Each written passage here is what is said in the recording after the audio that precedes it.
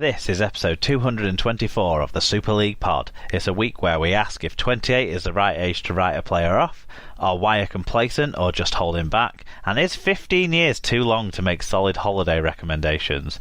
From cartoon dogs to chubby underdogs, we've got Rugby League covered with your views on your sport, on your favourite podcast. It's SLP time.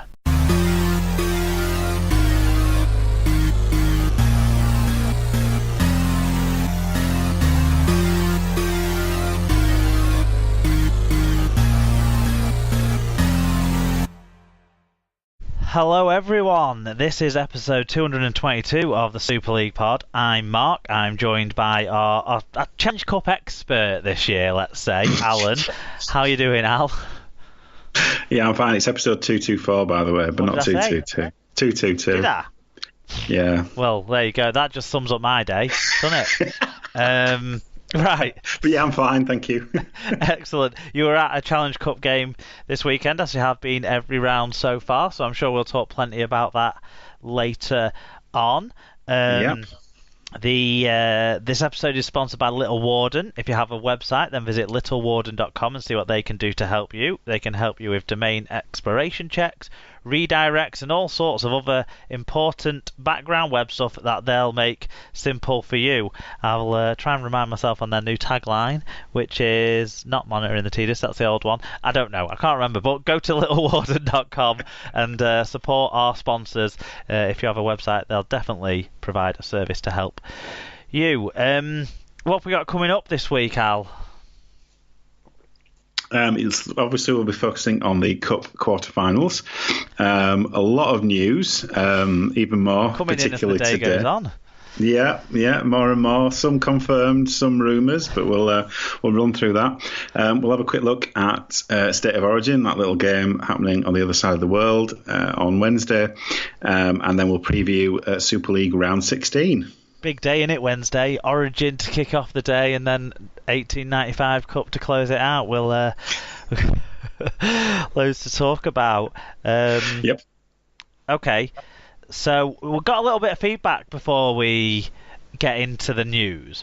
So last week, me and Sarah talked about an incident in the Wigan versus Warrington game, and the conversation we had was prompted by some of the listener reviews actually raising the question mark over whether there should be some sort of onus on the ball carrier when it comes to shoulder charges, like there is on the defending players when it comes to shoulder charges. And our old friend Alfie Garnett, at Alfie Wolf, got in touch. That's his Twitter handle.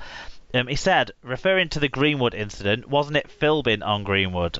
Not sure how or why you should stop this from the attacking player. It's the responsibility of the tackler to use the correct technique. Hashtag bring back the biff. So, yeah, last week I could only remember me at the time feeling aggrieved with the way Greenwood had gone into contact what I felt was too tentatively and a little bit shirkishly himself. So from my perspective, I was focused on that at the time, and I hadn't watched the incident back. We talked about maybe it was Akawal, but it was Joe Philbin. It was, yeah. So a few people last week were saying, should we ban the the ball carrier effectively from having from being able to put the shoulder in, and Darren's of the opposite view. He's saying, not sure why you should stop this from the attacking player. I don't know if his hashtag bring back the biff sort of suggests that Darren maybe would want the shoulder charge to be brought back in on the defensive side of things as well, because that would really be the biff, wouldn't it? Well, it would, yeah. And to be fair, this is I think obviously the incident was quite severe in terms of its impact, but this is the way that Philbin takes the ball up. He was doing exactly the same this week. He turns his body and he lets his shoulder take the impact of the first contact rather than the ball or rather than his chest. So that's obviously something he's more comfortable with in terms of he feels it's an area of strength, and obviously it wasn't an area of strength for Greenwood. But no, and he also looks to sort of pivot off the back of it, doesn't he? Once he makes the impact, yeah, exactly. If it's not 3 tacklers, if it's only 1 or 2 tacklers, Philbin tries to pivot then off that sort of shifting body angle that he puts in. No, I I think the question we talked, the way we talked, we framed the conversation last week, because I couldn't remember how the ball carrier went in. Like I say, my only observation was that I thought Greenwood was shirking a little bit in defence, and he kind of went in a bit shouldery for me, but tentatively, whereas Philbin was full on committed, wasn't he? Philbin always is. But I suppose it's the consistency angle, isn't it? Like, why is something deemed dangerous one way but not dangerous the other way? And one area where we've always had this issue, it seems like, has been with tackling catches in the air, because it's always seemed to be an offence if you tackle the defensive player trying to catch the ball in the air, but not if you tackled an attacking player catching the ball in the air. Has always been an inconsistency that's there. So I suppose maybe we should be used to inconsistencies in what is player safety and what isn't. But what's your take on it? Should it sort of be looked at the same way, whether it was a ball carrier or a defender, or are you sort of comfortable that the ball carrier has a little bit more leeway? I'm comfortable that this is a perfectly legitimate way to carry the ball up.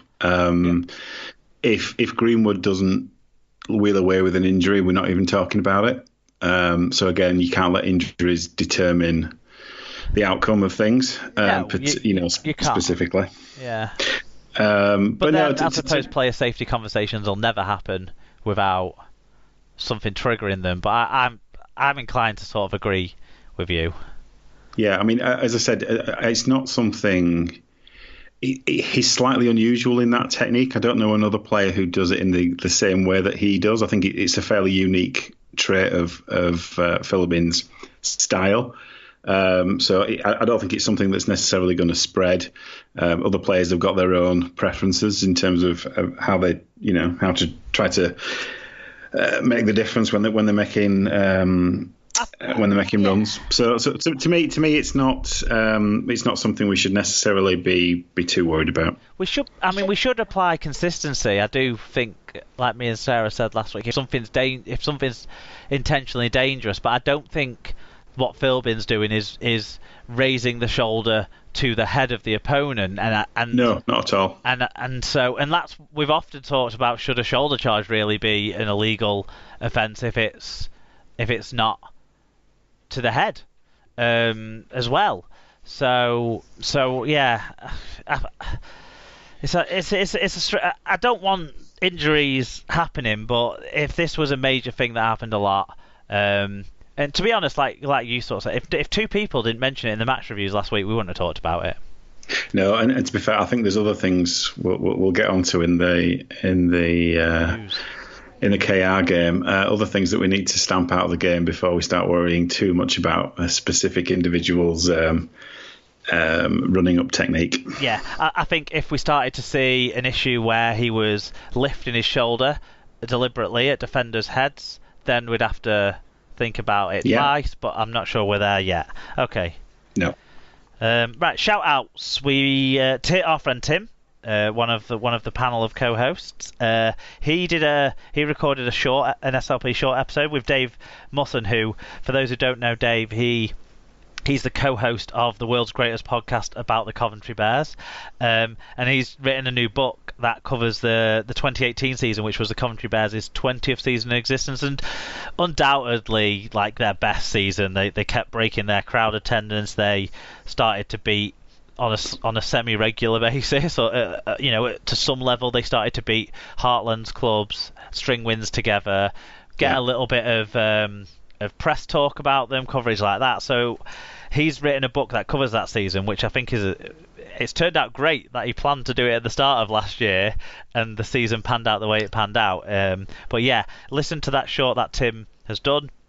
Find it wherever you listen to this. It'll be the episode before this one, and also in the bio for that episode, it's got a link to where you can go and buy the book. It's only £10, £12.50 if you require it to be posted. But I think that's good, and the profits from it, it's being self-published by Dave, but the profits from it are going to be split 50% to the Coventry Bears and 50% to Rugby League Cares charity. So I think it's a really good purchase for a Rugby League fan, I would argue. So do check that out and listen in more, and decide if you want to buy it for yourselves as well from that. It sounds really interesting. I'll certainly be picking up a copy. Yeah, I ordered mine whilst editing the episode together to put up on Saturday morning. I was inspired to order my copy. So very good. So you've got a sale there, Dave. Excellent stuff. Right, okay.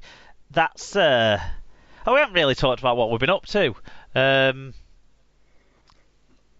worked a lot. I haven't really been doing much. No. Yeah. Worked a lot. Pretty crap. It's been half term, so I haven't really done a lot. Nothing too exciting. No, my friend did turn 30 last week, so we had a barbecue for the weekend for that. But I went to that after I'd been at work. So yeah, that's where we're at this week. If you're expecting an SLP short this week on some of the huge news that's breaking, don't be hanging around too much for it, guys. No, don't be holding your breath on that one. No.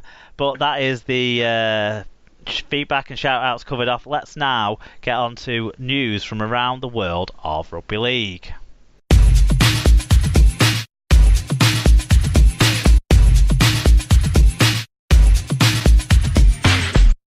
Okay, so news now from this week, and Hull FC have signed St Helens winger Adam Swift on a 2-year contract starting next season. The 26-year-old came through the Saints Academy, making his Super League debut in 2012 and was part of the side that won the grand final in 2014.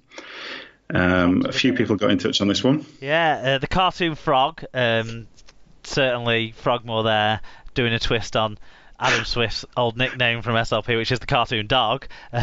He's saying, Frogmore says, I'm not surprised he's leaving to find a spot elsewhere to make a full-time first-team position, but I am gutted to see him go. Even when he was used for coming up from the reserves to fill a spot, he reminded everyone how dangerous in attack he truly was. Farewell, the cartoon dog. Yep. AK Steel 69 says, cartoon dog joins Shrek and the Muppets in Neverland. He obviously wrote that before the quarter final. Yes.